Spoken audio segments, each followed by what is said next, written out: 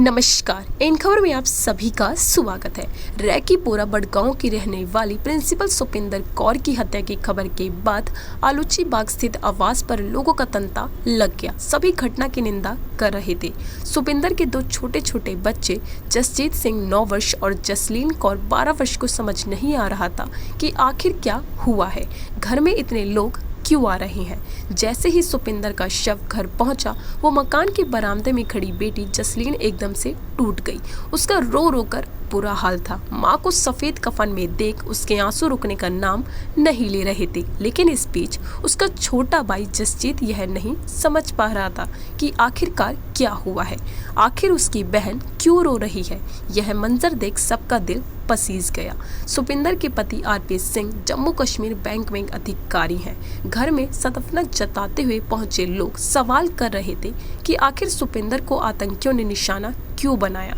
पड़ोसियों को यकीन नहीं हो रहा था कि इतनी नेक शख्सियत को आखिर क्यों मारा गया। घर पहुंचे सिख समुदाय के लोगों का कहना था कि आतंकवाद के 30 साल भी सिख यहाँ के लोगों के साथ हमेशा शान से खड़े रहे और इस घड़ी में यहाँ के लोग हमारे साथ नहीं खड़े होंगे तो हमारा रहना यहाँ मुश्किल हो जाएगा। इस घटना के बाद सिख समुदाय में काफी खौफ पैदा हुआ है। उनका यह भी कहना था कि बिना किसी दोष के सुपिंदर को निशाना बनाया गया। हम चाहते हैं कि हमारा भाईचारा वैसे ही कायम रहे जैसा पहले था। एसएमसी के मेयर जुनेद आजिम मट्टू ने कहा, यह घटना दरिंदगी की मिसाल है और इससे घिनौनी क्या घटना हो सकती है। अगर एक ऐसी निहत्ती महिला को मारा जाए तो हमारे बच्चों को तालीम देती हो तो उन लोगों को मिलेटेड नहीं टेररिस्ट कहा जाना चाहिए। जुनेद ने कहा, एमएलए बिद्रू गोलगप्पे वाले वीरेंद्र पासवान, दीपक चंद और सुपिंदर ने किसी का क्या बिगाड़ा था। आतंकी यहाँ अमन नहीं देखना चाहते, भाईचारे में फूट डालना चाहते हैं। लेकिन मैं उन्हें ये कहना चाहता हूँ कि कश्मीर मुसलमान, सिख, ईसाई, हिंदू सबका है और आगे भी रहेगा। पुलिस की चूक को लेकर पूछे गए सवाल के जवाब में मट्टू ने कहा, इसका जवाब देने से सब डरेंगे क्योंकि पुलिस महकमे में भी इंटॉलरेंस हो गई है। भाजपा के सौफी यूसुफ ने कहा, यह पाकिस्तान की बौखलाहट है। उन्होंने कहा, जहां तक उनके पास जानकारी है इस घटना में कहीं न कहीं सुरक्षा में चूक भी है।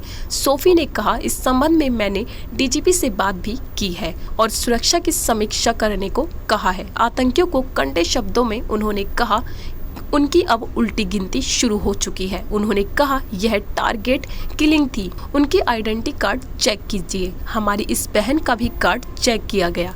यह वो ताकतें हैं जिनका यहाँ अमन पसंद नहीं है।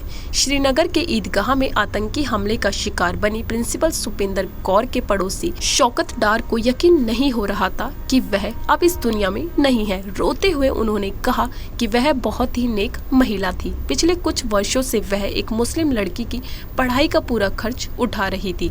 शौकत अहमद डार ने विशेष बातचीत में कहा, हमारे परिवार के अलावा उनके दुख और पीड़ा साझा करने के लिए उनके पास कोई और नहीं था। सुपिंदर हमारे घर को अपने मायके के रूप में मानती थी। करण नगर इलाके में लैब टेक्नीशियन का काम करने वाले डार बताते हैं कि हर दिन जब भी वह स्कूल के लिए निकलती थी तो वह हमें बताने के लिए खिड़की पर दस्तक देती थी कि वह जा रही है।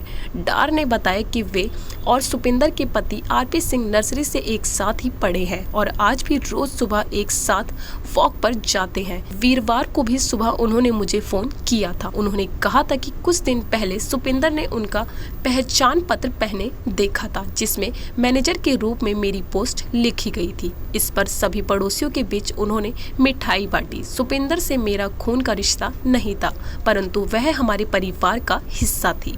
डार ने कहा, सुपिंदर बतौर प्रिंसिपल जितना वेतन पाती थी उसका आधा हिस्सा सामाजिक कार्यों पर खर्च करती थी।